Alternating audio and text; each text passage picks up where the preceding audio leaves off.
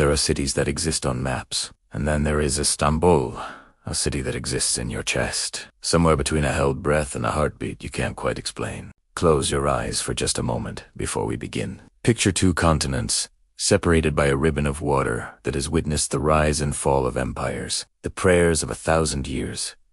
The laughter of fishermen at dawn now opened hymn. Because today this city is yours. Every cobblestone, every ferryboat horn, every street cat that looks at you like it knows something you don't.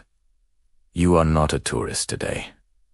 Istanbul doesn't greet you. It recognizes you, and that is a very different thing. We're going to spend 24 hours in one of the most extraordinary places on earth. No tour groups, no rushed itineraries. Just you, the city, and the kind of wandering that changes something permanently inside you. Are you ready? Because Istanbul doesn't wait, and neither should you. Your alarm doesn't go off. It doesn't need to. Istanbul wakes you itself. It begins before light. The Fajr Azan. The call to morning prayer rises from one minaret, then another, cascading across the Bosphorus in overlapping waves until the entire city is vibrating with something ancient and unheard. Lie still for a few seconds and listen. Don't reach for your phone. Let it wash over you the way water finds its way through stone, slowly, completely, without asking permission. The light outside is not yet gold. It is the color of a bruise turning tender, deep blue-purple bleeding into the palest gray. Pull yourself up. Get dressed simply, layers. Because Istanbul mornings have a chill that burns off slowly. Step outside and the air hits your face with that singular Istanbul scent. Salt water, simmered bread warming nearby. And beneath it all, something older.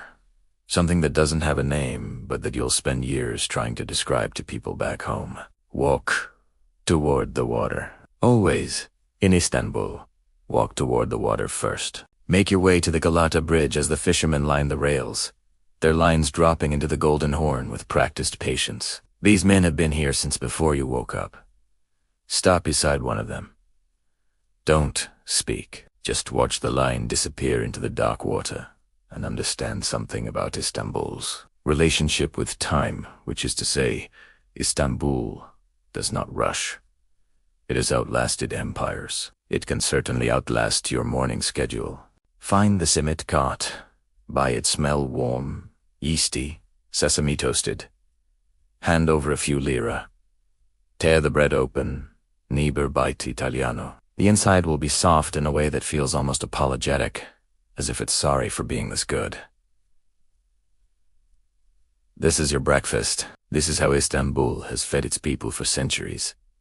Standing up, outside, watching the water. Order a K in a tulip-shaped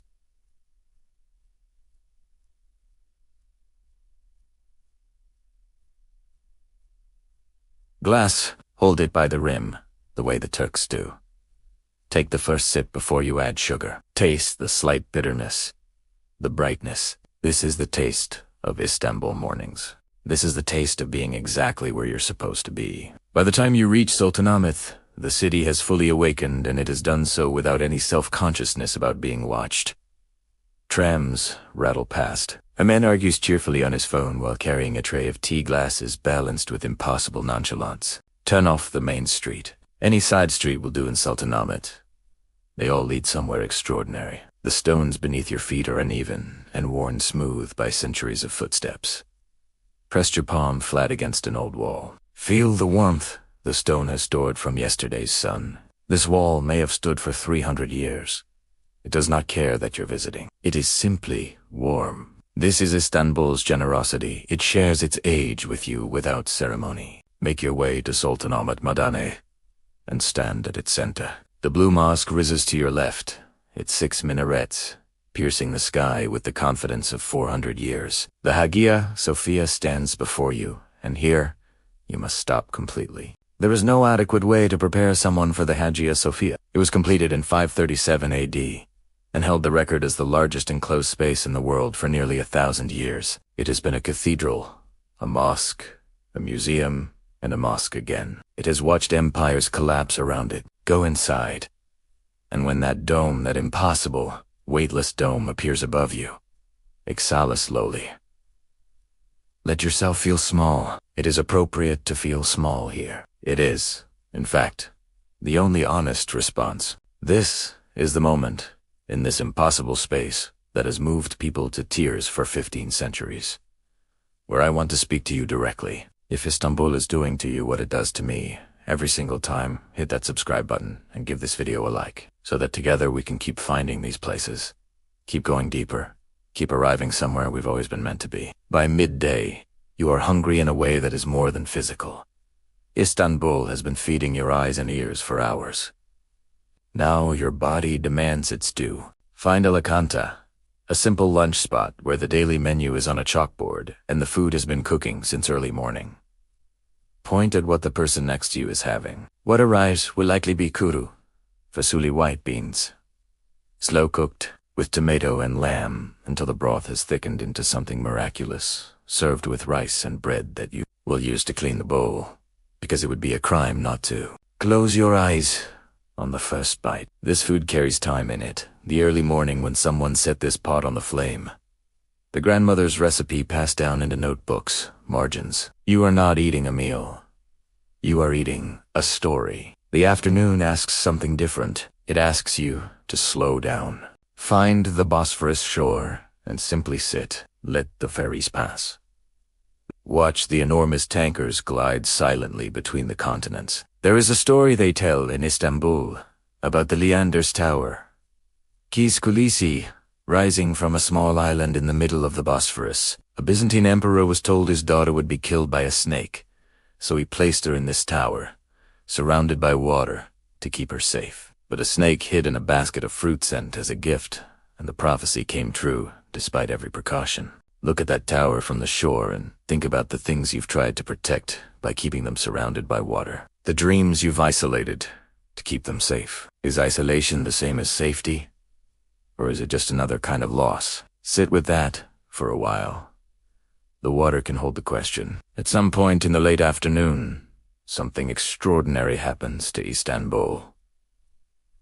The city does not simply catch the sunset. It performs Italiano. Find a rooftop terrace or, best of all, the deck of a ferry. The light begins gold, that warm, honest gold that makes every surface look like it was always meant to be seen in exactly this way. The Hagia Sophia's dome glows as if heated from within. The minarets across the skyline ignite in sequence. The Bosphorus turns copper, then the most extraordinary shade of pink you've seen outside of a painting. Then the azan begins again. The evening call to prayer moves across the city in that cascading wave you heard this morning. But now it has a different quality. Fula, as if the city has taken a deep breath over the course of the day and is now releasing it in song. Humans have been marking the end of their days with exactly this call for over 1,000 years. You are not alone. You have never been alone. Your last hours belong to Beyoğlu. Walk İstiklal Caddesi at night, shoulder to shoulder with people. The noise a living thing pressing against you from all sides. Musicians play at the corners, a Roma violinist, a young man with a bag. The sound layers itself until the entire street is one continuous improvised concert and you are moving through it like a note in someone else's song. Find a meyhane in a side street, not quite a restaurant, not quite a bar, something specific to Istanbul. A place where people come to sit for hours, eat meze, and talk with great intensity about things that matter very much in the moment. Order a glass of rakı and add water the way the waiter demonstrates, watching the clear liquid cloud too white. This transformation is called Aslan St. Lion's milk, and it is one of those small alchemical mysteries that Istanbul offers without explanation. At some point, someone at a nearby table will catch your eye and raise their glass.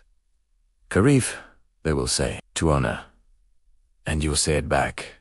And across whatever distance of language and biographies, something will close. You will be, briefly and completely, of this place. And then, it is late. Find a place to sit one final time before sleep. And before you close your eyes, try to hold the whole day in your mind at once. The fisherman in the grey pre-dawn. The warmth of simit in your hands. The dome above you in the Hagia Sophia. The bowl of food that tasted like someone's memory. The tower surrounded by water that couldn't stop fate. The sky turning copper. The glass raised across a stranger's table. You came here as a visitor. Something happened somewhere in those 24 hours. You cannot name it yet. You may not be able to name it for months. Until you're somewhere very different, and a smell or a sound takes you back suddenly, without warning. Istanbul does that. It places itself inside you quietly, while you're looking at something else. And it stays there. Tomorrow there will be another city. Another door. But tonight is Istanbul. So let me ask you this. As the city breathes around you in the dark, if a place can hold 2,000 years of human longing inside its walls, and still feel like the present, what does that tell you about time? About home? About the distance between where you are and where you've always been going? We'll pick that question up together. On the next road. In the next city. Until then, ho, Akal, Istanbul.